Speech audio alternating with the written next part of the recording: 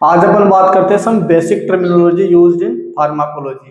पहली टर्मिनोलॉजी अपने पास ड्रग नोमेनक्लेचर, मतलब ड्रग नोमेनक्लेचर क्या होता है इसके बारे में पढ़ेंगे। दूसरी टर्मिनोलॉजी अपने पास ऑर्फेन ड्रग क्या होती है उसके बारे में पढ़ेंगे। ऐसे ही अपने पास है ड्रग कंपेंडिया क्या होता है उसके बारे में पढ़ेंगे। ऐसे अपने पास है कीमोथेरेपी ये क्या होता है इसके बारे में पढ़ेंगे। ऐसे ही इसेंशियल ड्रग कंसेप्ट के बारे में पढ़ेंगे। ऐसे ही प्रिस्क्रिप्शन नॉन प्रिस्क्रिप्शन ड्रग क्या होती है इसके बारे में पढ़ेंगे। ऐसे टॉक्सिकोलॉजी क्या होती है इसके बारे में पढ़ेंगे। क्लिनिकल फार्माकोलॉजी क्या होती है इसके बारे में पढ़ेंगे। फार्मेसी क्या होती है इसके बारे में पढ़ेंगे। तो सबसे पहले अपन बात करते हैं ड्रग नोमेनक्लेचर के बारे में। पहला पॉइंट अपने पास ड्रग नोमेनक्लेचर। देखो ड्रग का जो नोमेनक्लेचर है वो बेसिकली तीन तरीके से कर सकते हैं। पहला है अपने पास केमिकल नेम,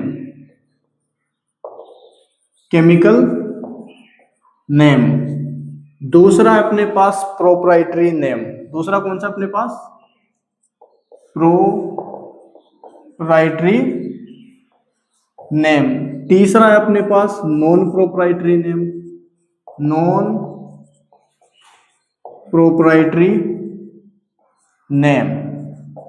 इसका मतलब ये हुआ कि जो ड्रग का नोमेनक्लेचर है वो कितनी तरीके से कर सकते हैं, तीन तरीके से। पहला अपने पास केमिकल नेम, दूसरा अपने पास प्रोप्राइटरी नेम, तीसरा अपने पास नॉन प्रोप्राइटरी नेम। सबसे पहले देखते हैं केमिकल नेम क्या होता है। तो इसके लिए मैं क्या बनाता हूँ, एक स्ट्रक्चर बनाता हूँ। देखो ये है मेरे पास बेंजीन की स्ट्रक्चर, इसको बोलते हैं बेंजीन।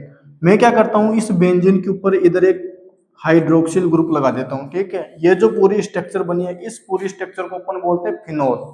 अब मैं क्या करता हूँ, ये जो फिनोल है इस फिनोल की जो पेरा पोजीशन है, ये जो पोजीशन इसको कौन सी पोजीशन बोलते हैं, पेरा। इसको बोलते हैं ऑर्थो मेटा पेरा, ठीक है। तो इस पेरा पोजीशन पे मैं लगा देता हूँ एमिनो ग्रुप, ठीक है। इस पूरी स्ट्रक्चर का नाम क्या होगा, देखो ये जो एमिनो ग्रुप है वो कौन सी पोजीशन पे लगा हुआ, पेरा पोजीशन पे। तो इसका नाम क्या होगा, पेरा एमिनो। और ये पूरी स्ट्रक्चर किसकी किसकी अपने पास, फिनोल की। तो नाम क्या होगा, पेरा एमिनो फिनोल। समझ में आ गया। अब मैं क्या करता हूँ, ये जो एमिनो ग्रुप है इस एमिनो ग्रुप को एसिटाइल ग्रुप के साथ क्या करवा दूं, अटैच करवा दूं। तो ये है मेरे पास एसिटाइल ग्रुप, ठीक है। अब देखो ये जो एमिनो ग्रुप है इस एमिनो ग्रुप के अंदर ये जो दो हाइड्रोजन है उसको मैं इस तरीके से लिख सकता हूँ। इसमें से एक हाइड्रोजन इस क्लोराइड के साथ क्या कर लेगा, रिएक्शन, और रिएक्शन करके क्या बना लेगा, HCl। तो यहाँ पे क्या बच गया, नाइट्रोजन और हाइड्रोजन, और इधर ये क्या बच गया, एसिटाइल ग्रुप। समझ में आ गया। तो इसको मैं मिला के ऐसे लिख सकता हूँ NHCOCH3, ठीक है। ये मेरे पास जो ग्रुप इसको बोलते हैं एसिटाइल ग्रुप, एसिटाइल ग्रुप, ठीक है। इसका मतलब ये हुआ कि ये जो एसिटाइल ग्रुप है वो नाइट्रोजन के साथ क्या है, अटैच है। तो इसको मैं ऐसे लिख सकता हूँ एन एसिटाइल। और ये पूरा का पूरा स्ट्रक्चर क्या था अपने पास, पेरा एमिनो फिनोल। तो नाम क्या होगा, एन एसिटाइल पेरा एमिनो फिनोल। इसका मतलब ये जो कंपाउंड है इस कंपाउंड का ये अपने पास क्या आ गया, केमिकल नेम या फिर IUPAC नेम। समझ में आ गया। तो ये जो कंपाउंड है इस कंपाउंड का क्या नाम है भाई, PCM।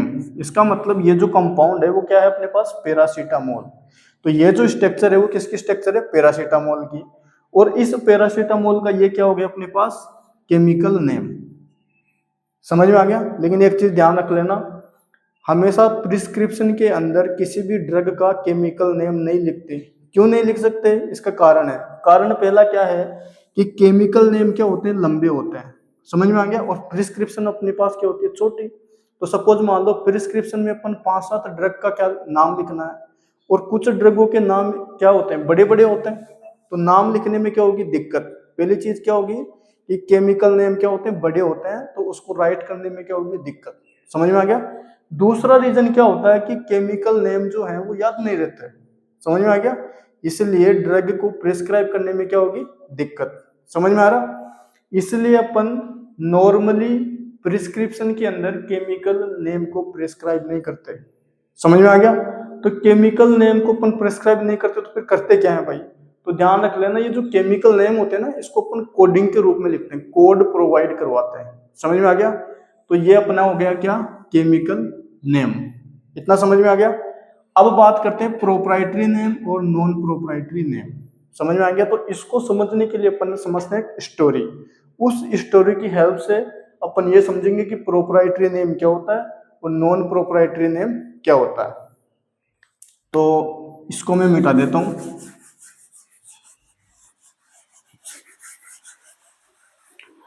देखो यहां पे मेरे पास है एक कंपनी, ठीक है, कोई भी फार्मास्यूटिकल कंपनी है। इस कंपनी के अंदर इधर क्या है भाई? R&D lab, research and development. समझ में आ गया? इस R&D लैब के अंदर क्या होते हैं? नई नई ड्रग मोलिक्यूल्स के ऊपर क्या चल रही होती है? रिसर्च। समझ में आ गया? अब ये जो कंपनी है, इस कंपनी का नाम सपोज मान लो मेरे पास ए कंपनी है। इस कंपनी का नाम क्या है? ए कंपनी। अब ये जो ए कंपनी है वो क्या कर रही है? किसी ड्रग मोलिक्यूल के ऊपर क्या कर रही है? रिसर्च। और उसने रिसर्च करते करते उसने 10 ईयर लगा दिए, 10 साल का समय लगा दिया। समझ में आ गया? और 10 साल के समय के साथ साथ इन्होंने 50 लाख रुपए भी इन्वेस्ट कर दिए। कितने इन्वेस्ट कर दिए? 50 लाख रुपए। इसका मतलब ये हुआ कि ये जो ए कंपनी है वो एक ड्रग मोलिक्यूल को डेवलप करने के लिए 50 लाख रुपए इन्वेस्ट कर दी और 10 साल का समय लग गया। 10 साल का समय के बाद में इसके पास कोई ड्रग, एक ड्रग मोलिक्यूल्स क्या होता है? डेवलप होता है। सपोज मान लो अपने पास कोई एक्स ड्रग आ गई, एक्स ड्रग, कोई भी ड्रग हो सकती है, कोई भी ड्रग मॉलिक्यूल इसने क्या कर लिया? डेवलप कर लिया, ठीक है। अब ये क्या करेगा? ये जो ए कंपनी है इस ड्रग को क्या करेगी? फॉर्मुलेट करेगी, ड्रग को बनाएगी, मार्केट में निकालेगी। तो मार्केट में निकालने से पहले ये क्या करवाएगी? इस ड्रग का पेटेंट। क्या करवाएगी? पेटेंट। तो पेटेंट लेने के लिए किधर जाएगी? Patent office. और पेटेंट ऑफिस से ये क्या करवाएगी? पेटेंट। समझ में आ गया? अब पेटेंट आपको पता है डायरेक्ट तो मिलता नहीं है, उसके लिए पेपर वर्क होना जरूरी है। तो काफी सारा पेपर वर्क होगा। समझ में आ गया? डॉक्यूमेंटेड वर्क होगा और उसके लिए कुछ पैसे भी लगेंगे। तो ये पेटेंट करवाने के बाद में उस ड्रग का क्या करेगा? फॉर्मुलेशन। और फॉर्मुलेशन करने के बाद उस ड्रग को कहाँ निकालेगा? मार्केट के अंदर। समझ में आ गया? अब देखो भाई, ये जो ड्रग का जो पेटेंट होता है वो नॉर्मली कितना होता है? ड्रग का जब अपन पेटेंट लेते हैं तो अराउंड 20 ईयर। इसका मतलब ये हुआ है कि अगर आप कोई भी नई ड्रग को डेवलप कर रहे हो, कोई भी नया मॉलिक्यूल डेवलप कर रहे हो, तो उसको जब आप पेटेंट लोगे तो उसकी जो पेटेंट की ड्यूरेशन है वो नॉर्मली कितनी होती है? 20 साल। 20 साल के बाद में वो क्या होगा? एक्सपायर। समझ में आ गया? अब देखो भाई, ये जो ए कंपनी है वो एक्स ड्रग डेवलप की है। इस ड्रग को डेवलप करने में 10 साल और 50 लाख रुपए क्या हो गए? इन्वेस्ट। तो सबसे पहले ये कंपनी क्या करेगी कि सबसे पहले तो उसको ये 50 लाख रुपए चाहिए जो इसने इन्वेस्ट किए हैं। दूसरे साल ये जो 10 साल बर्बाद किए इसकी भी तो रिकवरी करेगा। तो ऐसे करेगी, ये क्या करता है? इस ड्रग की प्राइस को अपने हिसाब से क्या करता है? फिक्स। और फिक्स क्या करता है? सपोज मान लो इन्होंने एक स्ट्रिप के अंदर कितनी टेबलेट्स होती है? अराउंड 10 टेबलेट होती है। समझ में आ गया? तो ये क्या करता है? एक स्ट्रिप का प्राइस रखता है अराउंड 100 रुपए। समझ में आ गया? ये जो ए कंपनी है इन्होंने डिसाइड किया कि भाई जल्दी से जल्दी मेरे 50 लाख रुपए मुझे रिकवर होने चाहिए और ये जो 10 साल का टाइम बर्बाद किया इसका भी मुझे कुछ बेनिफिट मिलना चाहिए। तो ये जल्दी पैसे कमाने के चक्कर में इस ड्रग को क्या करेगी? प्राइस को क्या करेगा? बढ़ा के रखेगा। ये क्या प्राइस क्या रख रहा है इसकी कि एक स्ट्रिप में मार्केट में कितने का बेचूंगा? 100 रुपए का। समझ में आ गया? तो ध्यान रख लेना, ये जो ड्रग की जो प्राइस है वो कौन डिसाइड कर रहा है? ये खुद बनाने वाला जो डिस्कवर किया है खुद।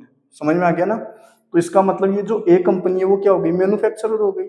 तो ध्यान रख लेना, ये जो नई ड्रग डेवलप हुई है इसकी प्राइस कौन डिसाइड करता है? मैन्युफैक्चरर। समझ में आ गया? दूसरी चीज, ये जो ड्रग डेवलप हुई है वो कौन कर रहा है? ए कंपनी। और ए कंपनी इस ड्रग का कौन होगा? मालिक होगा। समझ में आ गया? और मालिक को अपन क्या बोलते हैं? प्रोप्राइटर। जैसे मान लो कोई मकान है, बिल्डिंग है, तो बिल्डिंग का कौन होता है? मालिक। और मालिक को अपन क्या बोलते हैं? प्रोप्राइटर। मतलब इस प्रॉपर्टी का मालिक कौन है भाई? प्रोप्राइटर होगा, कोई ना कोई प्रोप्राइटर होगा। तो ये से ये जो ड्रग डेवलप हुई है, इस ड्रग का जो मालिक है वो कौन होगा? ए कंपनी। इसका मतलब ए कंपनी क्या हो गया? प्रोपराइटर। समझ में आ गया? तो ऐसी ड्रगों को अपन क्या बोलते हैं? Proprietary drug. समझ में आ गया? अब ये जो ए कंपनी है वो क्या करेगा? अपने ही हिसाब से इस ड्रग का क्या रखेगा? नाम रखेगा। क्या रखेगा?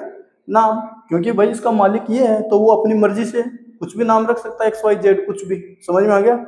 तो इस ड्रग का नाम कौन रखेगा? कौन? प्रोपराइटर। जो वो नाम रखेगा उसको क्या बोल रहे हैं अपन? Branded drug. समझ में आ गया? क्यों? क्योंकि भाई ये ओरिजिनल कंपनी के द्वारा बन रही है। समझ में आ गया? जो डिस्कवर किया वो ही इसको क्या बना रहा है? मैन्युफैक्चर कर रहा है। समझ में आ गया? तो ऐसी ड्रगों को अपन क्या बोलते हैं? Branded drug. समझ में आ गया?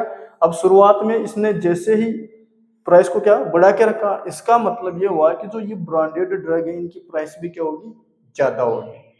समझ में आ गया? तो ध्यान रख लेना हमेशा, जो ब्रांडेड ड्रग है उनकी प्राइस क्यों ज्यादा होती है। समझ में आ गया? क्यों ज्यादा होती है? तो पहली चीज, ये जो प्रोपराइटरी नेम है या जो प्रोपराइटरी ड्रग होती है उनको अपन और क्या बोल सकते हैं? Branded drug. क्या बोल सकते हैं भाई? Branded drug. इतना समझ में आ गया? ब्रांडेड ड्रग का जो प्राइस फिक्स करता है वो कौन करता है? मैन्युफैक्चरर खुद करता है। समझ में आ गया? तो जो प्राइस फिक्स्ड होती है,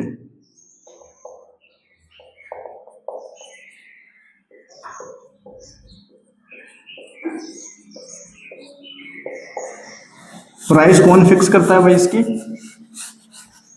प्रोपराइटरी ड्रग्स की price fixed by manufacturer.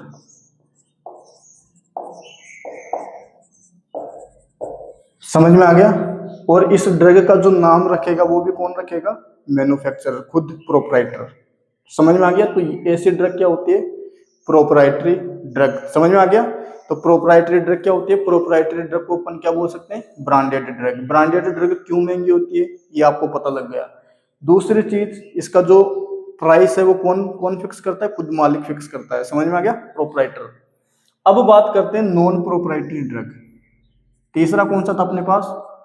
Non proprietary name या नॉन प्रोपराइटरी ड्रग। देखो नॉन प्रोपराइटरी ड्रग इसके नाम से पता चल रहा है, मतलब नॉन मतलब नहीं, प्रोपराइटरी मतलब ऐसी ड्रग प्रोपराइटरी ड्रग नहीं है। इसका मतलब ऐसी ड्रगों का जो मालिक होता है वो ओरिजिनल मालिक नहीं होता। समझ में आ गया? तो अब क्या होगा? ये जो प्रोपराइटरी ड्रग है वो क्या हो, 20 साल बाद में क्या होगी? एक्सपायर। तो एक्सपायर होने के बाद में क्या होगी? काफी सारी कंपनियां क्या करेगी? उस ड्रग को परमिशन के थ्रू खुद बनाना स्टार्ट करेगी, अदर कंपनियां। तो जैसे मान लो मेरे पास इधर बी कंपनी है। बी कंपनी क्या कर रही है? इस एक्स ड्रग को बनाना चाह रही है। कब बनाएगी ये बी कंपनी? या तो इसका जो एक्सपायरी पीरियड है वो खत्म हो जाए, या फिर ये बी कंपनी जो है वो इसकी परमिशन से बना सकती है, ए कंपनी की परमिशन से। तो ये जो बी कंपनी है वो क्या करेगी? जब ड्रग बनाएगी, ये एक्स ड्रग बनाएगी, तो इस बी कंपनी को ना तो 10 साल बर्बाद करने पड़ेंगे, ना ही 50 लाख रुपए इन्वेस्ट करने पड़ेंगे, ना ही इसको पेटेंट लेना पड़ेगा, किसको? बी कंपनी को, ना ही इसको पेपर वर्क करना पड़ेगा। तो इसका मतलब इस बी कंपनी का सारा खर्चा और टाइम दोनों बच गए। समझ में आ गया? तो ये जब बी कंपनी एक्स ड्रग बनाएगी, एक्स ड्रग बनाएगी, तो इसकी जो प्राइस होगी एक्स ड्रग की वो क्या होगी? कम होगी। क्यों कम होगी? क्योंकि भाई या ना तो ये पैसे इन्वेस्ट कर रहा है और ना ही टाइम इन्वेस्ट कर रहा है। क्यों? क्योंकि इसके पास तो सारी की सारी प्रोसेस पहले से बनी बनाई तैयार है। समझ में आ गया? इसका मतलब इसको तो बना बनाया सिस्टम मिला है पूरा का पूरा, इसको तो बस ड्रग बनानी है, मैन्युफैक्चर करना है। तो जैसे ये ड्रग बनाएगा तो वो जो ड्रग है उस ड्रग की प्राइस क्या होगी? कम होगी। समझ में आ गया? तो ये जो बी कंपनी है वो जो ड्रग बना रही है उस ड्रग की प्राइस क्या होगी भाई? प्राइस क्या होगी? लो। समझ में आ गया? मतलब लो प्राइस के अंदर ये क्या बनाएगा? दवाई। इसका मतलब इन जो बी कंपनी जो मेडिसिन मैन्युफैक्चर करेगी उनकी जो प्राइस होगी वो क्या होगी? कम। तो ये जो बी कंपनी है, बी कंपनी इस एक्स ड्रग का ओरिजिनल मालिक तो है नहीं। ओरिजिनल मालिक कौन है भाई? A company. तो ये जो बी कंपनी वो क्या होगा? Non proprietor. B company original के अंदर मालिक नहीं है, समझ में आ गया। और मालिक को क्या बोलते हैं, प्रोपराइटर। तो ये बी कंपनी क्या है, ओरिजिनल मालिक नहीं, इसलिए बी कंपनी को क्या बोलेंगे, नॉन प्रोपराइटर। तो ऐसे ड्रग को अपन क्या बोलते हैं, नॉन प्रोपराइटरी ड्रग। तो ध्यान रख लेना, जो नॉन प्रोपराइटरी ड्रग होती है उसी को अपन बोलते हैं जेनरिक ड्रग। समझ में आया। तो ये जो नॉन प्रोपराइटरी ड्रग है इसी को अपन क्या बोलते हैं भाई, जेनरिक ड्रग। समझ में आ गया, इतना समझ में आ गया। इसी को बोलते हैं अपन ऑफिशियल ड्रग भी बोलते हैं जेनरिक ड्रग को। समझ में आ गया। तो जेनरिक ड्रग, ड्रग का दूसरा नाम क्या है, नॉन प्रोपराइटरी ड्रग। और जेनरिक ड्रग क्यों सस्ती होती है, लो प्राइस में बिकती है, पता लग गया ना। मतलब जेनरिक ड्रग क्या होती है, चीपर होती है, मतलब प्राइस क्या होती है, लो। और क्यों होती है ये भी आपको पता लग गया। तो ये अपने पास क्या हो गया, केमिकल नेम, प्रोपराइटरी नेम और नॉन प्रोपराइटरी नेम। समझ में आ गया।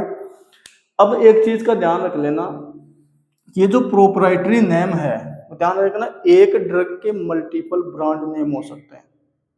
समझ में आया कि नहीं आया।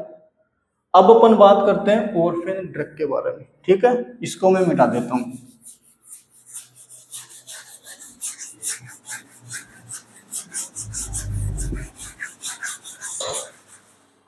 ऑर्फेन ड्रग क्या होते हैं, दूसरा पॉइंट अपने पास,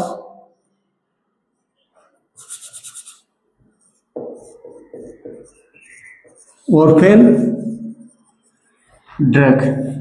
ऑर्फेन ड्रग किसको बोलते हैं, ऐसी ड्रग जो रेयर डिजीज या रेयर कंडीशन के अंदर यूज में ली जाती हो, ऐसे ड्रगों को क्या बोलते हैं, ऑर्फेन ड्रग। समझ में आ गया। तो डेफिनेशन कैसे लिखोगे, those drug, those drug which used in rare disease, rare disease या रेयर कंडीशन। समझ में आ गया। तो ऐसी ड्रगों को अपन क्या बोलते हैं, ऑर्फेन ड्रग। जैसे फॉर एग्जांपल के तौर पे अगर आपसे पूछ ले तो कम से कम एक दो एग्जांपल तो आपको याद रखने हैं। जैसे फॉर एग्जांपल के तौर पे अपने पास सोडियम, सोडियम नाइट्राइट, ठीक है, सोडियम नाइट्राइट। दूसरा है अपने पास सक्सीमर। तीसरा है अपने पास डाइजोक्सिन, डाइजोक्सिन इम्यून फेब, इम्यून फेब। ये जो डाइजोक्सिन इम्यून फेब है इसी का दूसरा नाम है डाइजोक्सिन एंटीबॉडी। इसी को क्या बोलते हैं भाई, डाइजोक्सिन एंटीबॉडी। तीसरा अपने पास फोमेफिजोल, फोमेपिजोल, फोमेपिजोल। तीसरा है अपने पास liposomal, liposomal, liposomal amphotericin B, liposomal amphotericin B, liposomal amphotericin B. समझ में आ गया। तो ये अपने पास क्या हो गए, कुछ ऑर्फन ड्रग्स के नेम, ठीक है। अब अपन बात करते हैं ड्रग कंपेंडिया। ड्रग कंपेंडिया क्या होता है इसके बारे में समझते हैं डिटेल से। इसको मैं मिटा देता हूं।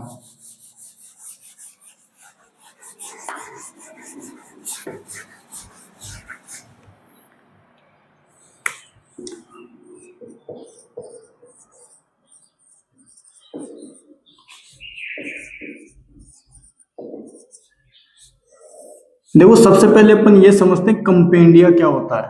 समझ में आ गया। जैसे समझते हैं, सपोज मान लो आपको HAP,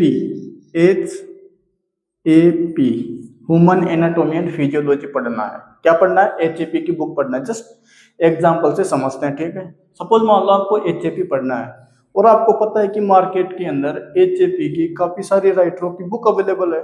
समझ में आ गया। तो आप क्या करते हो, अलग अलग राइटर्स की बुक लाते हो, ठीक है, और अलग अलग राइटर्स की बुक से क्या करते हो, इंफॉर्मेशन को कलेक्ट करते हो, ठीक है। उस इंफॉर्मेशन में से जो मेन जो इंफॉर्मेशन है, मेन जो टॉपिक है, उसको आप एक तरफ लिख लेते हो, ठीक है। ये जो प्रोसेस है इसी को बोलते हैं कंपाइल्ड स्टडी, इसको क्या बोलते हैं, कंपाइल्ड स्टडी। ठीक है, तो ये कंसेप्ट अपन कहाँ अप्लाई कर रहे हैं, ड्रग के ऊपर। समझ में आ गया। तो अपन क्या करते हैं, ड्रग के ऊपर क्या करते हैं, कंपाइल्ड स्टडी करते हैं। ठीक है, मतलब अलग अलग सोर्स से ड्रग के जो मेन डाटा है उसको अपन एक शॉर्ट फॉर्म के अंदर क्या करते हैं, लिखते हैं, मोनोग्राफ बनाते हैं। ठीक है, उसी को अपन क्या बोल रहे हैं, ड्रग कंपेंडिया। तो व्हाट इज ड्रग कंपेंडिया, तो इसकी डेफिनेशन अपन ऐसे लिख सकते हैं, compiled study on drug. Compiled study on drug. Compiled study का मतलब शॉर्ट के अंदर अपने को चीजें एक्सप्लेन करनी है, डिटेल के अंदर नहीं है। इसका मतलब थ्योरेटिकल एक्सप्लेनेशन नहीं करना है अपने को टॉपिक का। समझ में आ गया, बिल्कुल हेडिंग लिखनी है शॉर्ट के अंदर। जैसे फॉर एग्जांपल अपन बनाते हैं मोनोग्राफ, जैसे मान लो अपने को पैरासीटामोल का क्या बनाना है, मोनोग्राफ बनाना है, पीसीएम का। समझ में आ गया, ये जो पीसीएम है उसका अपन क्या करते हैं, मोनोग्राफ बनाते हैं। सपोज तो मैं क्या करता हूं, ये अपने पास क्या है, मोनोग्राफ। मोनोग्राफ का मतलब क्या है, मोनो का मतलब होता है स्मॉल, समझ में आ गया, ग्राफ का मतलब ग्राफ, मतलब इस पैरासीटामोल के ऊपर मैं क्या लिखूंगा, एक छोटा पैराग्राफ, उसी को बोलते हैं मोनोग्राफ। तो मैं क्या लिखूंगा, पैरासीटामोल का नाम क्या है, उसका केमिकल नेम क्या है, उसका आईयूपीएसी नेम क्या है, इस पैरासीटामोल की फिजिकल केमिकल प्रॉपर्टी क्या है, इस पैरासीटामोल की स्टोरेज कंडीशंस क्या है। समझ में आ गया, इस पैरासीटामोल्स के जो स्टैंडर्ड्स हैं, प्यूरिटी स्टैंडर्ड्स हैं, वो क्या है, इस पैरासीटामोल का एसे क्या है, इस पैरासीटामोल के आइडेंटिफिकेशन टेस्ट क्या है। समझ में आ गया, तो इनको मैं क्या लिखूंगा, शॉर्ट के अंदर लिखूंगा, और ये क्या बनाऊंगा, स्मॉल पैराग्राफ। इसी को अपन क्या बोल रहे हैं, मोनोग्राफ। समझ में आ गया।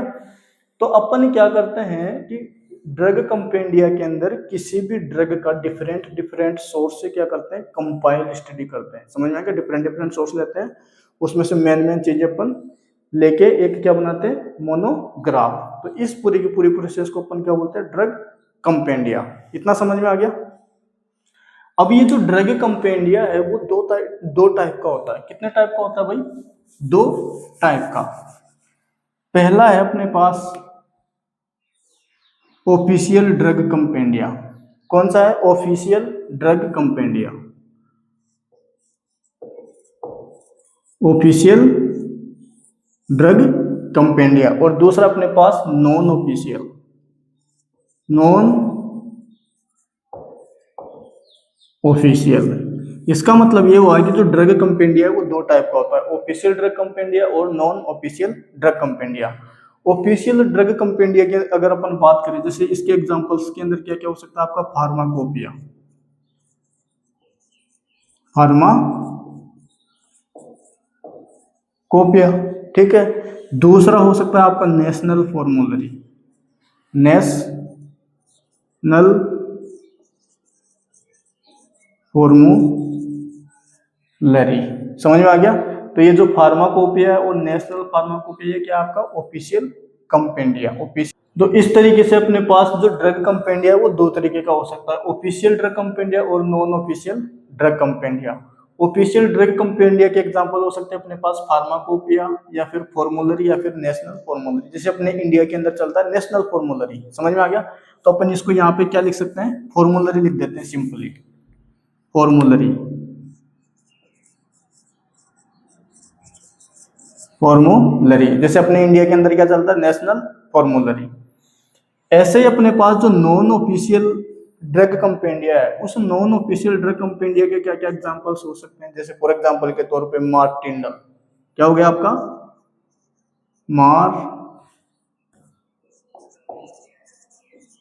मार्टिंडल। ये जो मार्टिंडल है इसी का दूसरा नाम है एक्स्ट्रा फार्माकोपिया। इसी को क्या बोलते हैं भाई, एक्स्ट्रा फार्माकोपिया। समझ में आ गया। इसी का तीसरा नाम एक और है, CDR, complete drug response. CDR का मतलब C for complete, D for drug, R for reference, complete drug reference. समझ में आ गया। ये जो मार्टिंडल है या एक्स्ट्रा फार्माकोपिया है, ध्यान रख लेना, इसको जो पब्लिश करवाता है वो कौन करवाता है? Royal pharmaceutical society. इसको कौन पब्लिश करवाता है भाई? Royal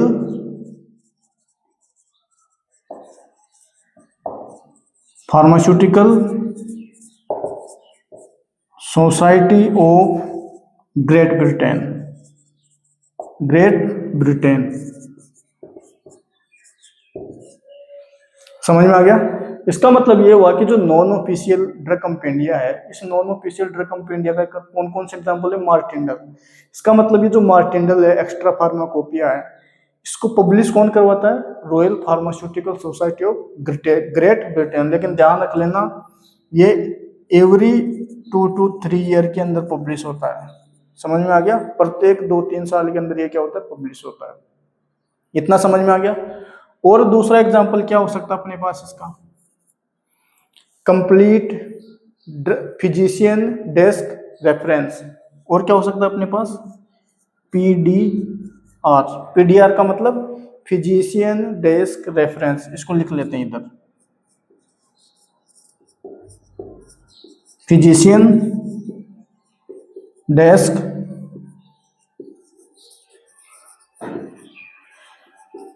reference. इसको समझते हैं पीडीआर क्या होता है। देखो, आप जब डॉक्टर के पास जाते हैं तो आपने देखा होगा, जो डॉक्टर का जो डेस्क होता है, उस डेस्क के ऊपर क्या रखी होती है? कांच की स्लेब। ठीक है, उस कांच की स्लेब के नीचे आपने देखा होगा कुछ बुलेटिन्स होती है, ड्रग की बुलेटिन्स। समझ में आ गया? उस ड्रग की बुलेटिन्स के अंदर ड्रग के ऊपर जो नया रिसर्च चल रहा है, नया एडवांसमेंट जो काम हो रहा है, उसके अंदर उसकी इंफॉर्मेशन रहती है। समझ में आ गया? तो वो कहाँ पे रहती है भाई? फिजिशियन की डेस्क के ऊपर। तो ताकि वो जो नए नए जो वर्क चल रहे हैं ड्रग के ऊपर, रिसर्च चल रही है ड्रग के ऊपर, वो डायरेक्ट डॉक्टर को पता रहे। समझ में आ गया? तो उसी को अपन बोलते हैं पीडीआर, फिजिशियन ड्रग रेफरेंस। समझ में आ गया? दूसरा होता है अपने पास ड्रग फैक्ट एंड कंपैरिजन। और क्या हो सकता है अपने पास? Drug fact and comparison. Drug fact and comparison. इसका क्या मतलब होता है? देखो, अपने पास जैसे मान लो सेम कैटेगरी की 2 ड्रग है, तो अपन क्या करते हैं, उन ड्रग के फैक्ट्स के बारे में कंपैरिजन करते हैं कि कौन सी ड्रग ज्यादा बेटर है। जो ड्रग ज्यादा बेटर होगी उसी को अपन ज्यादा प्रायोरिटी देंगे, उसी को अपन क्या लेंगे? ज्यादा यूज में लेंगे। इतना समझ में आ गया? तो ये अपने पास क्या हो गया भाई? Drug compendia. अब देखो, ये जो ऑफिशियल ड्रग कंपेंडिया है, ये जो ऑफिशियल ड्रग कंपेंडिया क्या करता है? किसी भी कंट्री के लीगल स्टेटस को मेंटेन करता है। समझ में आ गया? इसका मतलब किसी कंट्री का वो क्या होता है? एक लीगल इंफॉर्मेशन वाला क्या होता है? बुक होता है। समझ में आ गया? जैसे अपने इंडिया के अंदर है, जैसे इंडियन फार्माकोपिया जिसको बोलते हैं आईपी। ठीक है, ऐसे ही नेशनल फॉर्मूलरी है, ऐसे ही ब्रिटेन का बीपी, ब्रिटिश फार्माकोपिया, ऐसे यूएसए का USP, United state of pharmacopoeia. तो ये सब के सब क्या है? Official drug compendia. समझ में आ गया? तो ये अपना क्या हो गया? Complete drug compendia. अब अपन बात करते हैं कीमोथेरेपी। कीमोथेरेपी क्या होता है इसको समझते हैं बिल्कुल सिंपल और इजी लैंग्वेज के अंदर।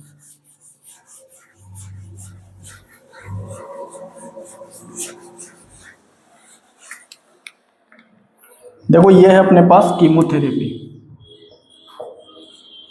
कीमोथेरेपी, देखो ये जो कीमोथेरेपी वर्ड है वो 2 वर्ड से मिलके बना है। पहला है कीमो, कीमो बोले तो केमिकल, केमिकल, और थेरेपी दूसरा वर्ड है थेरेपी। इसका मतलब होता है ट्रीटमेंट, ट्रीटमेंट। तो मैं सिंपली कीमोथेरेपी को क्या बोल सकता हूं? Treatment bye chemicals. समझ में आ गया? केमिकल्स के द्वारा जो ट्रीटमेंट करते हैं उसको क्या बोलते हैं? कीमोथेरेपी। अब इसको अपन एग्जांपल से समझते हैं। ठीक है, देखो ये है मेरे पास इधर जीआईटी, ये है भाई जीआईटी, और ये जीआईटी की क्या है भाई?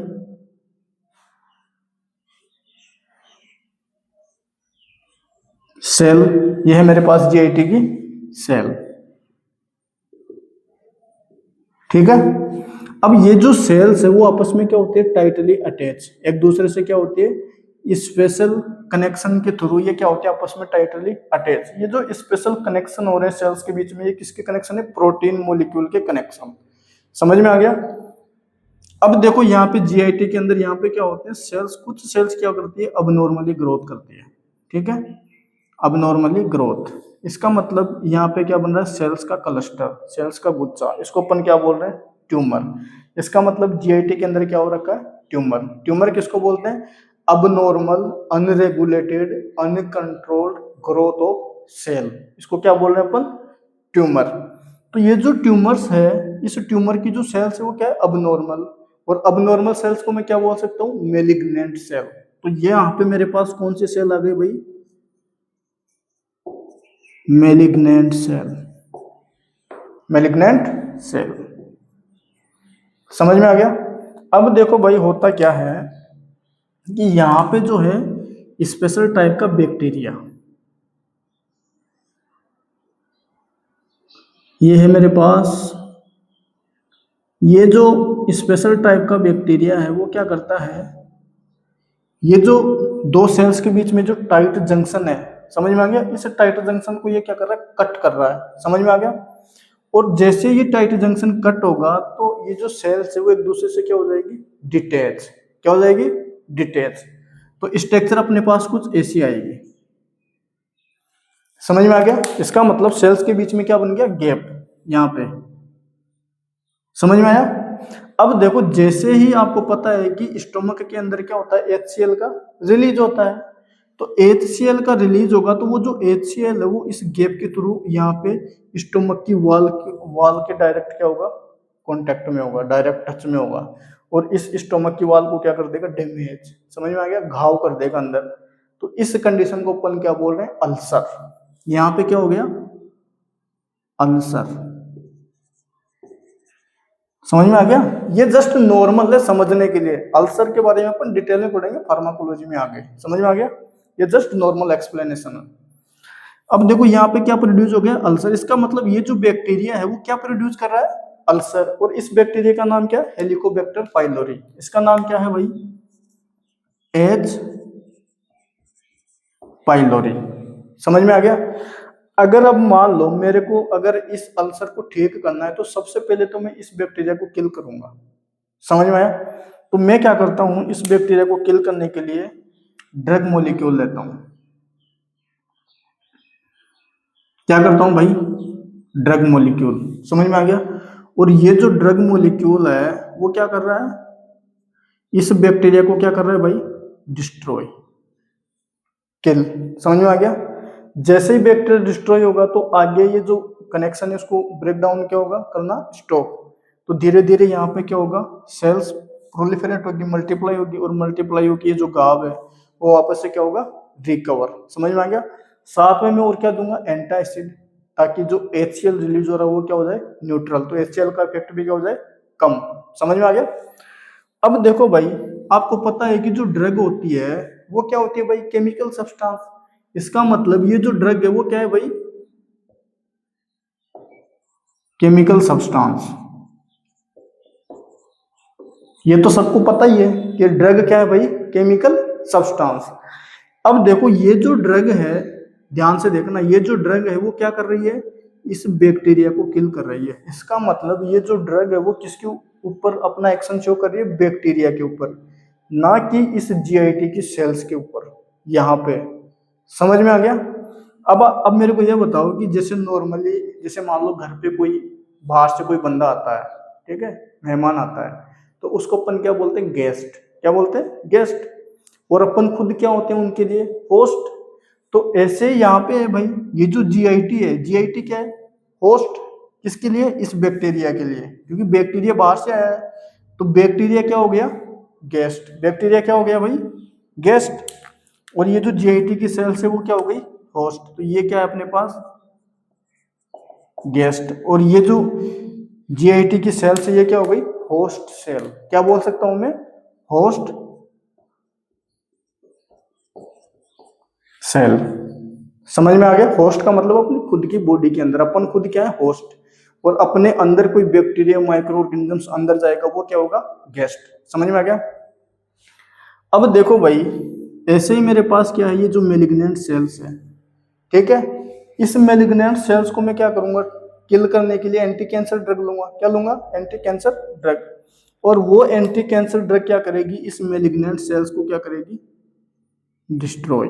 समझ में आ गया? तो ये जो ड्रग है वो क्या कर रही है, इस मेलिग्नेंट सेल्स को क्या कर रही है, डिस्ट्रॉय। इसका मतलब ये हुआ कि ये दोनों की दोनों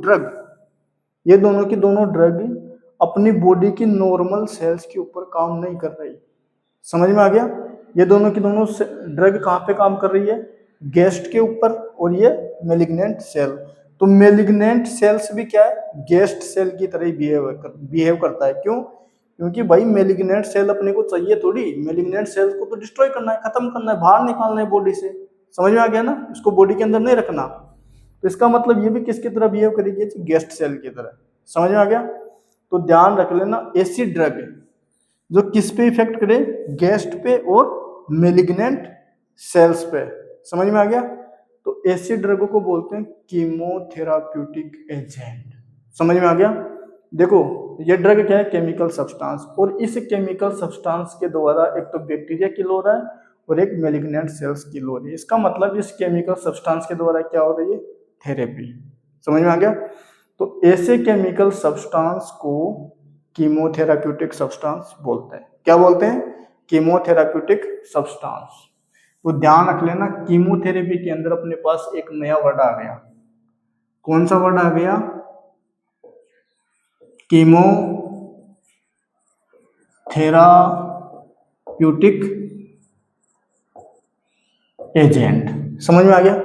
अब देखो ये जो कीमोथेराप्यूटिक एजेंट है वो क्या कर रहा है, ओनली ऑन गेस्ट और मेलिग्नेंट सेल पे काम कर रहा है, without affecting of host cell.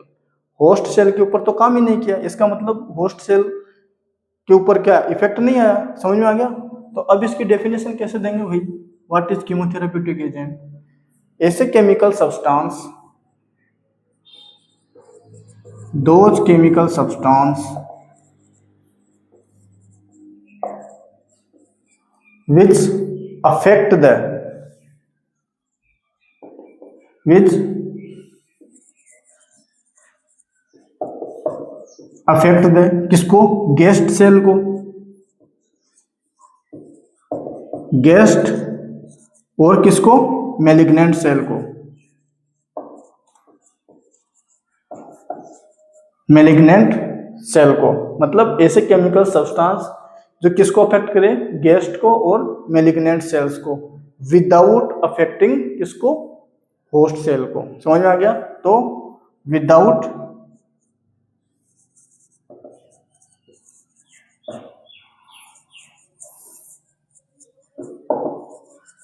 Affecting of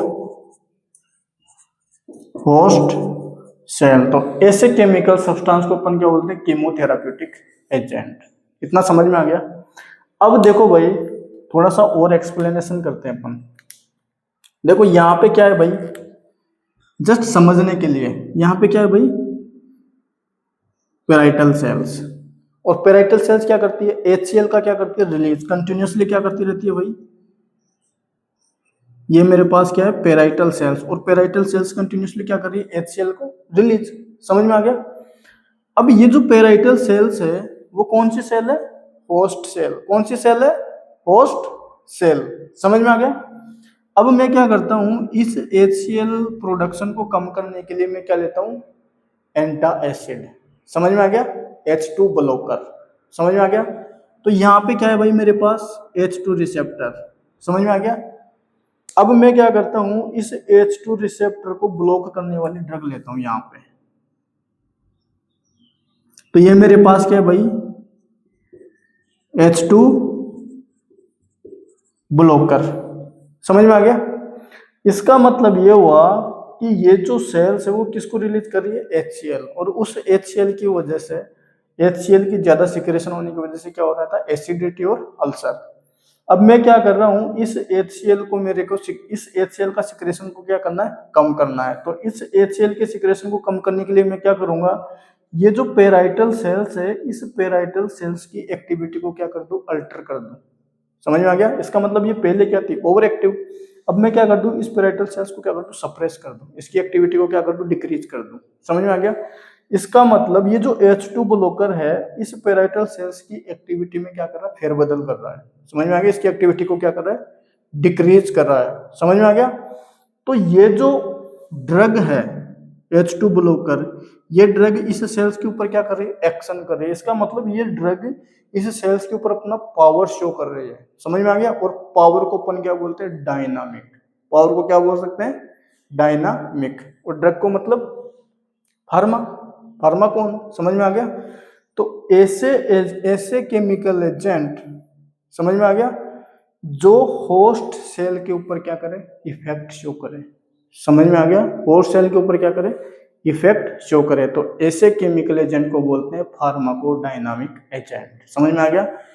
तो देखो यहाँ पे भी अपने पास ये ड्रग क्या है, H2 ब्लॉकर क्या है, ड्रग, और ड्रग क्या है, केमिकल सब्सटेंस। इसका मतलब इस केमिकल सब्सटेंस से अपन क्या कर रहे हैं, ट्रीट। तो इसका मतलब ये क्या है, कीमोथेरेपी। लेकिन किस टाइप की कीमोथेरेपी, फार्माकोडायनेमिक टाइप की। समझ में आ गया? तो अपने पास दूसरा वर्ड क्या आ गया भाई, इसको मिटा के लिख देता हूं इधर। दूसरा वर्ड आ गया अपने पास pharmaco dynamic agent.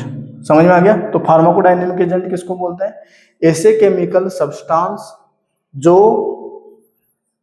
Host cell को क्या करते हैं, अफेक्ट करते हैं, होस्ट सेल के ऊपर क्या करते हैं, अपना एक्शन शो कर सकते हैं। तो ऐसे केमिकल सब्सटेंस को अपन क्या बोलते हैं, फार्माकोडायनेमिक एजेंट। देखो यहाँ पे ड्रग किसी बैक्टीरिया को किल नहीं की, यहाँ पे ना ही किसी मेलिग्नेंट सेल्स को डिस्ट्रॉय किया है। समझ में आ गया? यहाँ पे इस सेल्स की एक्टिविटी को क्या कर रही है, अल्टर कर रही है। समझ में आ गया? इसका मतलब ये ड्रग यहाँ पे क्या कर रही है, अपना पावर शो कर रही है। इसलिए ऐसी ड्रगों को अपन क्या बोलते हैं, फार्माकोडायनेमिक एजेंट। तो फार्माकोडायनेमिक एजेंट क्या होते हैं, जो होस्ट सेल्स की एक्टिविटी को क्या कर दे, तो बढ़ा दे या कम कर दे, मतलब होस्ट सेल की एक्टिविटी को क्या कर दे, अल्टर कर दे। तो ऐसे केमिकल सब्सटेंस को बोलते हैं फार्माकोडायनेमिक एजेंट। समझ में आ गया? तो ये अपने पास क्या हो गया, कीमोथेरेपी कंप्लीट। इसका मतलब कीमोथेरेपी के अकॉर्डिंग ड्रग को अपन दो क्लास में डिवाइड कर सकते हैं। पहली अपने पास कीमोथेरेप्यूटिक एजेंट और दूसरा अपने पास फार्माकोडायनेमिक एजेंट। तो कीमोथेरेपी के अकॉर्डिंग ड्रग कितने टाइप्स की होती है, दो टाइप्स की। कौन कौन सी, कीमोथेरेप्यूटिक एजेंट और दूसरा फार्माकोडायनेमिक एजेंट। समझ में आया? तो ध्यान रख लेना, जैसे आप एंटीबायोटिक खा रहे हो तो एंटीबायोटिक क्या करेगी, माइक्रो ऑर्गेनिजम्स या बैक्टीरिया को किल करेगी, और बैक्टीरिया क्या है, अपनी बॉडी के अंदर गेस्ट। समझ में आ गया? इसका मतलब एंटीबायोटिक कहाँ पे काम कर रही है, एज ए गेस्ट सेल पे। समझ में आ गया? तो वो जो एंटीबायोटिक्स है वो किस में आएगी, कीमोथेरेप्यूटिक एजेंट के अंदर। समझ में आया? तो इसको मिटाते हैं और फिर आगे डिस्कशन करते हैं।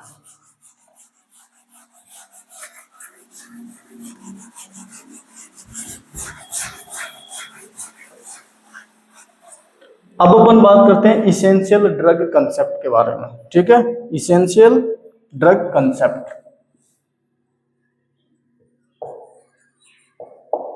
इसेंशियल ड्रग, सबसे पहले तो अपने को यही समझना है कि इसेंशियल ड्रग होती क्या है। समझ में आ गया? तो इसेंशियल ड्रग किसको बोलते हैं, ऐसी ड्रग जो रेगुलर बेसिस पे क्या होती है, यूजेज में आती है। समझ में आ गया? ऐसे ड्रगों को इसेंशियल ड्रग बोलते हैं। जैसे फॉर एग्जांपल के तौर पे पैरासीटामोल, मतलब पैरासीटामोल नॉर्मली रेगुलरली क्या लेते हैं, यूज में लेते हैं। ऐसे अपने पास है एंटासिड है, एंटासिड को भी अपन क्या नॉर्मली रेगुलरली यूज में लेते हैं। ऐसे अपने पास लग्जेटिव्स हैं। समझ में आ गया? तो ऐसे ड्रगों को अपन क्या बोल सकते हैं, इसेंशियल ड्रग। मतलब ऐसी ड्रग जिनका होना क्या है, अनिवार्य है। समझ में आ गया? मतलब इनके बिना काम नहीं चलेगा। समझ में आ गया? तो इनका होना क्या है, जरूरी है। तो ऐसी ड्रग जो रेगुलर बेसिस पे क्या होती है, यूज होती है, तो ऐसी ड्रगों को अपन क्या बोलते हैं, इसेंशियल ड्रग। जैसे फॉर एग्जांपल, जैसे आपका पीसीएम हो गया, या सिंपली अपन ऐसे बोल सकते हैं एनएसएआईडी कैटेगरी की ड्रग। समझ में आ गया? दूसरा हो सकता है अपने पास एंटासिड हो सकता है, एंटासिड कैटेगरी की ड्रग्स। ऐसे हो सकते हैं अपने पास लग्जेटिव्स हो सकती है, पेन किलर्स हो सकती है। समझ में आ गया? तो ये सब की सब क्या है, इसेंशियल ड्रग। अब देखो इसके बारे में थोड़ा सा और एक्सप्लेनेशन करते हैं। देखो सबसे पहले इसेंशियल ड्रग की लिस्ट जो है वो सबसे पहले कौन बनाता है, तंजानिया। 70 के अंदर जो तंजानिया कंट्री है वो क्या करती है, इसेंशियल ड्रग के क्या बनाती है, लिस्ट। कब बनाती है, 1970 के अंदर, ठीक है। फिर इसके जस्ट 7 साल बाद में, मतलब 1977 के अंदर अब क्या आता है, WHO। ये WHO क्या करता है, 1977 के अंदर पहली लिस्ट जारी करता है इसेंशियल ड्रग की। समझ में आ गया। तो ये क्या करता है, फर्स्ट लिस्ट को पब्लिश करवाता है, किसको, इसेंशियल ड्रग की। तो first list of essential drug. इस लिस्ट के अंदर ये कितनी ड्रग को कंटेन करती है, अराउंड 186 ड्रग। समझ में आ गया, 186 ड्रग शामिल होती है इस लिस्ट के अंदर। समझ में आ गया। ऐसे ही फिर ये जो WHO है वो फिर से क्या करता है, पब्लिश करता है। कब पब्लिश करता है, फिर करता है ये WHO 2007 के अंदर। समझ में आ गया। ये जो ड्रग की लिस्ट है, ये जो ड्रग की लिस्ट है वो किसके लिए, एडल्ट के लिए। ये जो ड्रग की लिस्ट पब्लिश की है वो किसके लिए, एडल्ट के लिए। लेकिन ध्यान रख लेना 2007 के अंदर पहली बार इन्होंने इसेंशियल ड्रग लिस्ट पब्लिश की, किसके लिए, चाइल्ड के लिए। समझ में आ गया। तो 2007 में पहली बार लिस्ट पब्लिश करता है, किसके लिए, चाइल्ड के लिए। First list of essential drug for child. समझ में आ गया।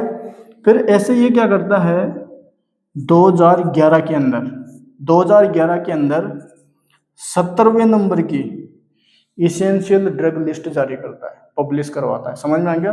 70वें नंबर की लिस्ट को क्या करता है, publish. 17th list of essential drug. समझ में आ गया। ऐसे ही फिर ये क्या करता है, अभी रिसेंट के अंदर 2025 के अंदर, सितंबर 2025 में, 2025 सितंबर 2025 के अंदर ये 24वीं लिस्ट जारी करता है। समझ में आ गया, इसेंशियल ड्रग की 24th list of essential drug. इस लिस्ट के अंदर इसने अराउंड 523 ड्रग को क्या करता है, शामिल करता है। कितने कितने ड्रग को शामिल करता है ये, 523 ड्रगों की एक लिस्ट बनाती है, ठीक है। 523 ड्रग्स। समझ में आ गया। ध्यान रख लेना 2025 के अंदर ही, सितंबर के अंदर ही ये 10वीं लिस्ट जारी कर सकता है। 10वीं लिस्ट जारी करता है, किसके लिए, बच्चों के लिए। 10th list of essential drug for child. समझ में आ गया।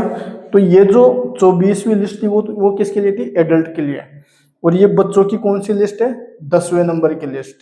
समझ में आ गया। तो ये किसके बारे में हो गया, WHO ने ये क्या, इसेंशियल ड्रग की लिस्ट कब कब जारी की, ये हो गया। अब बात करते हैं इंडिया के बारे में। इंडिया भी क्या है, अपनी खुद की ड्रग की लिस्ट क्या करता है, पब्लिश करता है। तो वो देखते हैं कब कब करता है।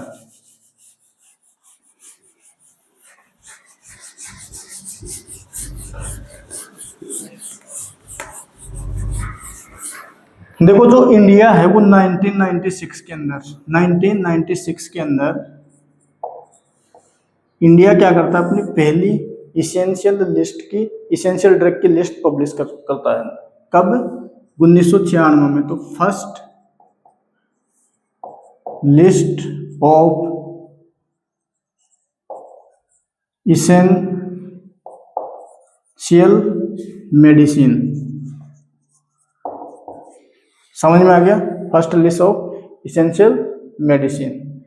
अब ये जो पहली मेडिसिन की लिस्ट पब्लिश की है इंडिया ने 1996 के अंदर, उसके अंदर ये कितने ड्रग्स को मेंटेन करता है, अराउंड 279 ड्रग्स को। समझ में आ गया। अब ये क्या करता है, ये जो 1996 के बाद में फिर से क्या करवाता है, पब्लिश करवाता है लिस्ट को 2011 के अंदर। समझ में आ गया। तो 2011 में ये क्या करता है, नाम चेंज कर देता है ड्रग की लिस्ट का। क्या नाम लिखता है इसका, एनलेम, मतलब national list of essential medicine. क्या नाम रखता है इसका, national list of essential medicine. समझ में आ गया। तो यहाँ पे ये जो ड्रग है वो कितनी कंटेन करता है, यहाँ पे इस लिस्ट के अंदर अराउंड 348 ड्रग, 348 ड्रग। समझ में आ गया। ऐसे ही फिर ये 2022 के अंदर लेटेस्ट पब्लिकेशन है, 2022 के अंदर ये किसको रिलीज करता है, NLEM, NLEM। इस NLEM के अंदर कितनी ड्रग शामिल होती है भाई, 384 ड्रग। याद कैसे रखोगे, जस्ट इस 48 को उल्टा कर दो। समझ में आ रहा है। याद कैसे रखोगे, यहाँ पे 348 है, यहाँ पे 384 है, मतलब इस 48 को आपस में क्या कर दिया, उल्टा। समझ में आ गया। तो 2022 की जो NLEM है उसके अंदर कितनी ड्रग्स है, 384 ड्रग। एक चीज का ध्यान रख लेना, ये जो NLEM जो पब्लिश होती है वो पब्लिश कौन करवाता है, कौन सा डिपार्टमेंट करवाता है भाई, कौन सा डिपार्टमेंट करवाता है, कौन सा डिपार्टमेंट करवाता है, ministry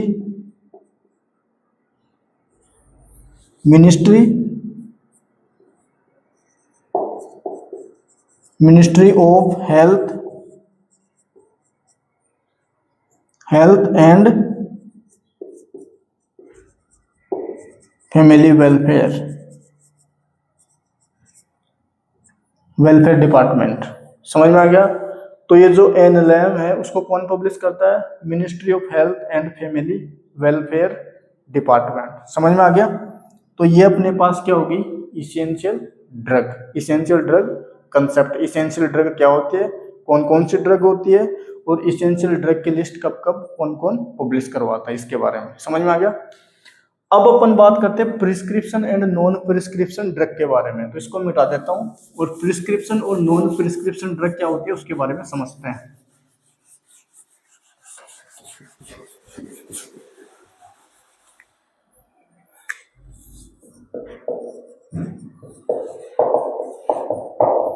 prescription and non prescription drug. देखो प्रिस्क्रिप्शन ड्रग किसको बोलते हैं, पहले इसको समझते हैं। देखो फार्मेसी के अंदर एक एक्ट है, उस एक्ट का नाम क्या है भाई, drug and cosmetic act. Drug and cosmetic act. समझ में आ गया। ये कब पारित हुआ था भाई, 1940 के अंदर। मतलब ड्रग एंड कॉस्मेटिक एक्ट पास कब हुआ था, 1940 के अंदर। और इसके रूल कब आए थे, रूल आए थे 1945 के अंदर। समझ में आ गया। ये जो ड्रग एंड कॉस्मेटिक एक्ट है, इस ड्रग एंड कॉस्मेटिक एक्ट के अंदर एक शेड्यूल है। शेड्यूल कौन सा है, शेड्यूल H। समझ में आ गया। ये शेड्यूल H क्या बोलता है कि इस शेड्यूल H के अंदर जितनी भी ड्रग्स आएगी वो सारी की सारी ड्रग्स डॉक्टर के प्रिस्क्रिप्शन के बिना कोई भी दे नहीं सकता। समझ में आ गया। तो इस शेड्यूल H के अंदर जितने भी ड्रग्स होगी वो सारी की सारी कौन सी ड्रग होगी, प्रिस्क्रिप्शन ड्रग। इसका मतलब ये हुआ कि शेड्यूल H के अंदर वो ड्रग आती है जो विदाउट प्रिस्क्रिप्शन के सोल्ड नहीं की जा सकती, बेची नहीं जा सकती। अगर उन ड्रगों को खरीदना है आपको तो डॉक्टर के पास प्रिस्क्रिप्शन लिखवा के लाना पड़ेगा आपको, तभी वो ड्रग जो है रिटेलर आपको दे सकता है। समझ में आ गया। तो प्रिस्क्रिप्शन ड्रग किसको बोलते हैं, ऐसी ड्रग जो शेड्यूल H के अंदर आती हो। समझ में आ गया। तो ऐसी ड्रग को अपन क्या बोलते हैं, प्रिस्क्रिप्शन ड्रग। अब देखो ड्रग एंड कॉस्मेटिक एक्ट 1940 के अंदर एक दूसरा शेड्यूल है। समझ में आ गया, शेड्यूल K। शेड्यूल K, इस शेड्यूल K के अंदर वो ड्रग आती है जो नॉर्मली क्या होती है, एग्जेम्प्टेड होती है। मतलब उस ड्रगों को कोई भी बेच सकता है विदाउट लाइसेंस। समझ में आ गया। जैसे फॉर एग्जांपल आपका पैरासीटामोल, डाइक्लोफेनेक हो गया, या एंटासिड्स हो गए, या फिर लग्जेटिव्स हो गए। समझ में आ गया? तो ये जो ड्रग्स हैं वो मार्केट में कहीं पे भी अवेलेबल हो सकती है। समझ में आ गया? इनको सोल्ड करने के लिए लाइसेंस लेने की जरूरत नहीं है। समझ में आ गया? तो ध्यान रख लेना, ऐसी ड्रग जो शेड्यूल के अंदर आती हो, समझ में आ गया, उन ड्रगों को अपन बोल सकते हैं non prescription drug. Non prescription का मतलब ये है कि इन ड्रग को खरीदने के लिए प्रिस्क्रिप्शन की आवश्यकता नहीं है। समझ में आ गया? अपन डायरेक्ट मेडिकल पे गए और मेडिकल से ड्रग लेके आ गए। इसीलिए ध्यान रख लेना, नॉन प्रिस्क्रिप्शन ड्रग को क्या बोल सकते हैं? ओवर द काउंटर ड्रग भी बोल सकते हैं। समझ में आ गया? तो नॉन प्रिस्क्रिप्शन ड्रग को क्या बोलते हैं? OTC drug. और क्या बोलते हैं? OTC drug. ओटीसी ड्रग का मतलब ओवर द काउंटर ड्रग, मतलब ऐसी ड्रग्स जो विदाउट प्रिस्क्रिप्शन पे क्या हो, बेची जाती हो, तो उन ड्रगों को अपन क्या बोलते हैं? Non prescription drug. जैसे फॉर एग्जांपल, जैसे मान लो अपने पेन हो गया सिर के अंदर, तो अपन क्या करते हैं? नॉर्मली मेडिकल पे जाते हैं और सिर दर्द की टेबलेट लेके आ जाते हैं। तो उसके लिए अपन ने कोई प्रिस्क्रिप्शन तो लिखा ही नहीं, अपन डायरेक्ट मेडिकल पे गए और पेन किलर लेके आ गए। समझ में आ गया? तो ऐसी ड्रगों को अपन क्या बोलेंगे? Non prescription drug. और ये जो नॉन प्रिस्क्रिप्शन ड्रग है वो drug and cosmetic act 1940 and rule 1945 के शेड्यूल के अंदर आती है। समझ में आ गया? अब अपन बात करते हैं टॉक्सिकोलॉजी क्या होता है। ठीक है, इसको समझते हैं पहले।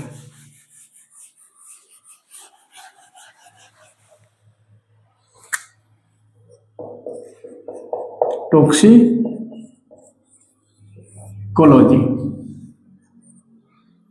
ठीक है। देखो, टॉक्सी का मतलब होता है टॉक्सियस सब्सटेंस, मतलब पॉइजनस सब्सटेंस। तो टॉक्सिकोलॉजी में अपन क्या करते हैं? जो पॉइजनस सब्सटेंस है उस पॉइजनस सब्सटेंस की स्टडी करते हैं। ठीक है, अब स्टडी क्या करते हैं भाई? तो स्टडी ये करते हैं कि जो पॉइजनस सब्सटेंस है उसका इफेक्ट क्या है, समझ में आ गए, उसके प्रिवेंशन क्या है, उसका ट्रीटमेंट क्या है, उसके जो साइड इफेक्ट हैं वो क्या है, उनको कैसे कम किया जा सकता है। समझ में आ गया? तो उन सब के बारे में अपन जो स्टडी करते हैं किस में करते हैं? टॉक्सिकोलॉजी के अंदर। तो सिंपली अपन इसको ऐसे बोल सकते हैं, स्टडी ऑफ पॉइजनस सब्सटेंस। क्या बोल सकते हैं? Study of poisonous substance. तो इसको मैं सिंपली क्या लिख सकता हूं भाई? Study of poisonous substance. समझ में आ गया? अब अपन बात करते हैं क्लिनिकल फार्माकोलॉजी। क्लिनिकल फार्माकोलॉजी क्या होती है? क्लिनिकल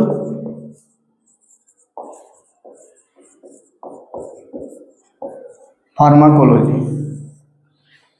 देखो फार्माकोलॉजी का मतलब तो क्या है? स्टडी ऑफ ड्रग, लेकिन इसके पहले क्या क्या वर्ड लगा हुआ? क्लिनिकल। इसका मतलब समझते हैं। तो क्लिनिकल फार्माकोलॉजी में अपन क्या करते हैं कि जैसे मान लो कोई दो ड्रग है, ठीक है, एक नई ड्रग उसी कैटेगरी की पुरानी ड्रग है। ठीक है, जो नई ड्रग और जो पुरानी ड्रग है सेम कैटेगरी की, उन ड्रगों का अपन क्या करते हैं? फार्माकोकाइनेटिक और फार्माकोडायनेमिक इन्वेस्टिगेशन करते हैं। किसके अंदर? या तो हेल्दी वॉलंटियर्स के अंदर या फिर पेशेंट के अंदर। समझ में आ गया? तो उस स्टडी को अपन क्या बोलते हैं? Clinical pharmacology. समझ में आ गया? तो क्लिनिकल फार्माकोलॉजी क्या किसको बोलते हैं? जो नई ड्रग और जो पुरानी ड्रग है, ओल्ड ड्रग, उसकी फार्माकोकाइनेटिक और फार्माकोडायनेमिक जो इन्वेस्टिगेशन करते हैं किसके अंदर? या तो हेल्दी वॉलंटियर के अंदर या फिर पेशेंट के अंदर। समझ में आ गया? वो जो स्टडी है उसको बोलते हैं क्लिनिकल फार्माकोलॉजी। क्वेश्चन ये आता है कि सर क्लिनिकल फार्माकोलॉजी स्टडी करने की जरूरत क्या पड़ गई? तो क्लिनिकल फार्माकोलॉजी की स्टडी इसलिए करते हैं क्योंकि अपने पास जो ड्रग आएगी स्टडी करने के बाद, वो ड्रग क्या होगी? एक इविडेंस बेस्ड ड्रग होगी। समझ में आ गया? मतलब उस ड्रग के बारे में अपने पास पूरे पे डाटा होंगे। समझ में आ गए? और वो जो ड्रग होगी वो क्या होगी? ह्यूमंस के लिए सेफ और इफेक्टिव होगी। समझ में आ गया? क्यों? क्योंकि उस ड्रग के बारे में अपने को पूरा पता लग गया कि इसके साइड इफेक्ट क्या है, कॉन्ट्राइंडिकेशंस क्या है, यूजेज क्या है, मैकेनिज्म ऑफ एक्शंस क्या है। समझ में आ गया? तो ये सारी की सारी स्टडी किसके अंदर करते हैं भाई? क्लिनिकल फार्माकोलॉजी के अंदर। इतना समझ में आ गया? या सिंपली और क्या बोल सकते हैं इसको? दूसरी डेफिनेशन भी दे सकते हैं। दूसरी डेफिनेशन कैसे दे सकते हैं? जो नई ड्रग और जो ओल्ड ड्रग है उनके बीच में जो कंपेरेटिव स्टडी होती है उसी को बोलते हैं क्या? Clinical pharmacology. तो अपन क्या लिख सकते हैं इसकी डेफिनेशन के अंदर? पहली डेफिनेशन दे सकते हैं, comparison of study of comparison, study of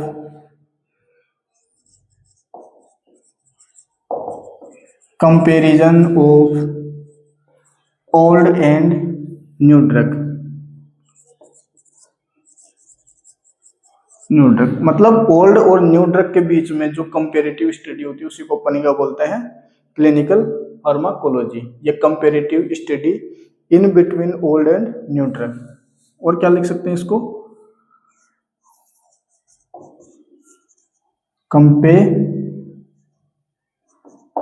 comparative study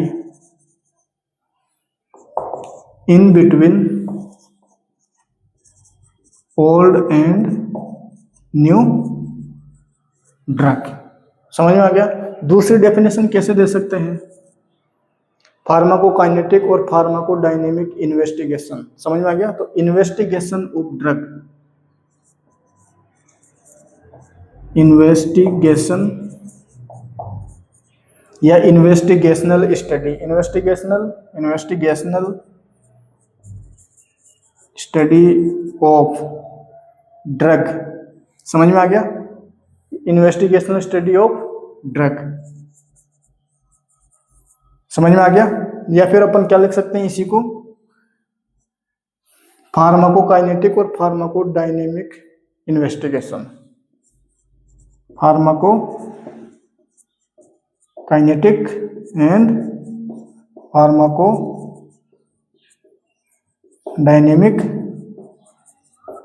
investigation in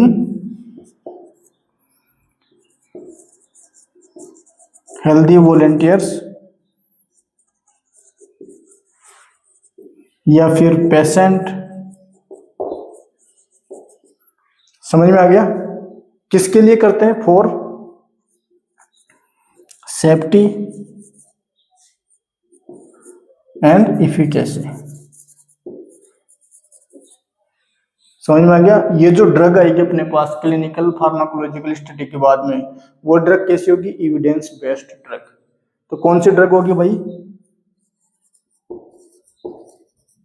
evidence based drug. समझ में आ गया। तो ये अपने पास क्या हो गया, क्लिनिकल फार्माकोलॉजी। समझ में आ गया क्लिनिकल फार्माकोलॉजी क्या होता है। अब अपन बात करते हैं फार्मेसी।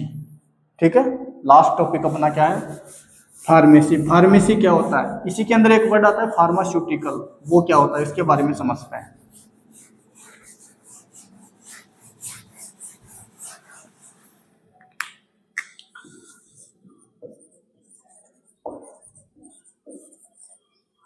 फार्मेसी, ठीक है। तो देखो भाई, ये है मेरे पास एक फार्मेसी की शॉप। ठीक है, इस फार्मेसी की शॉप के अंदर क्या होते हैं, इधर मेडिसिन रखी होती है रैक के अंदर। ठीक है, और यहाँ पे क्या बैठा होता है भाई, फार्मासिस्ट। अब क्या होता है कि पहले के टाइम में क्या होता था कि जैसे सपोज मान लो किसी को डिजीज हो गई, तो वो क्या करता था, यहाँ पे जाता था वेद के पास, और वो वेद क्या करता था, उस पेशेंट की डिजीज को डायग्नोज करता था। डायग्नोज करने के बाद में वो डिजीज को पता लगाता था कि भाई इसकी ये प्रॉब्लम हो रही है। तो वो क्या करता था कि कुछ मेडिसिन लेता था और उस मेडिसिन का पाउडर बना के मोटर पिस्टल के अंदर सभी को एक जगह मिक्स करके पुड़िया बना के उसको डिस्पेंस कर देता था। समझ में आ गया। इसका मतलब ये जो पर्सन है वो क्या कर रहा है, मेडिसिन को कलेक्ट करके उसके क्या कर रहा है, कंपाउंडिंग कर रहा है। समझ में आ गया। तो ये जो कंपाउंडिंग कर रहा है ये एक तरीके से आर्ट हो गई। समझ में आ गया। कला, कला किसको बोलते हैं, आर्ट किसको बोलते हैं, कोई भी चीज को बनाना एक सिस्टमेटिक तरीके से। तो ये क्या कर रहा है, इन मेडिसिन को क्या कर रहा है, कंपाउंडिंग कर रहा है। इसका मतलब क्या हो गया, आर्ट हो गया। समझ में आ गया। फिर उस कंपाउंडिंग के बाद में उस मेडिसिन को ये क्या करेगा, डिस्पेंस कर देगा पेशेंट को, और पेशेंट लेके अपने घर चला जाएगा। समझ में आ गया। तो यहाँ पे ये जो बंदा है वो क्या किया है, कंपाउंडिंग और डिस्पेंसिंग।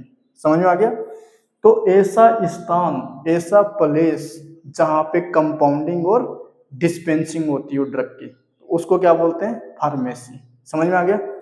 उसको क्या बोलते हैं भाई, फार्मेसी।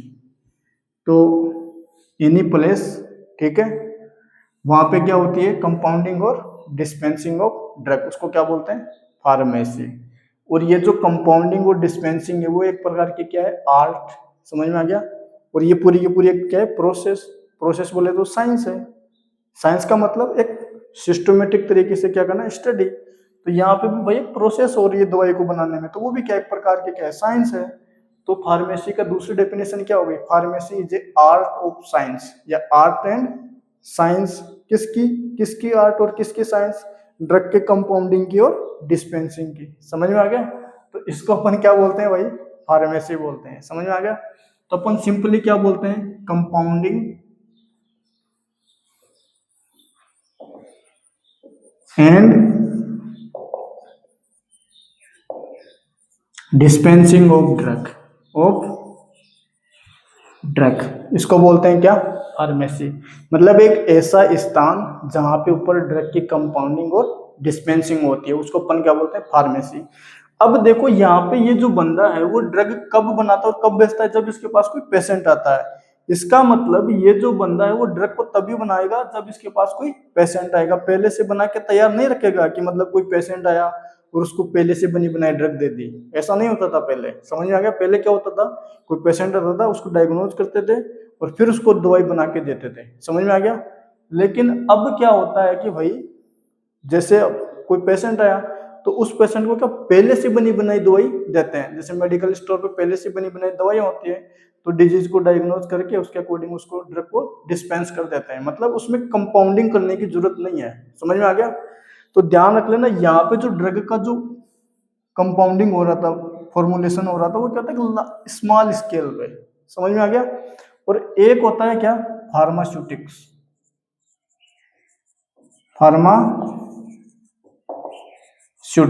फार्मास्यूटिकल या फार्मास्यूटिक्स। तो आपने देखा होगा जो दवाइयों की जो कंपनियां होती है तो उसके ऊपर लिखा होता है फार्मास्यूटिकल कंपनी।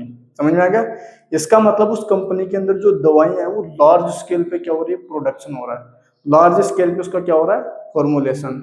तो फार्मास्यूटिकल किसको बोलते हैं, एक ऐसा स्थान जहां पर ड्रग का लार्ज स्केल के ऊपर क्या हो, कंपाउंडिंग और डिस्पेंसिंग। समझ में आ गया। तो उस कंपनी के अंदर ड्रग बनेगी, फिर वो कंपनी डिस्पेंस कर देगी किधर, मार्केट के अंदर, वेयर हाउस के अंदर। समझ में आ गया। फिर वेयर हाउस से सीधा मार्केट में। तो उसको अपन क्या बोलते हैं, फार्मास्यूटिकल।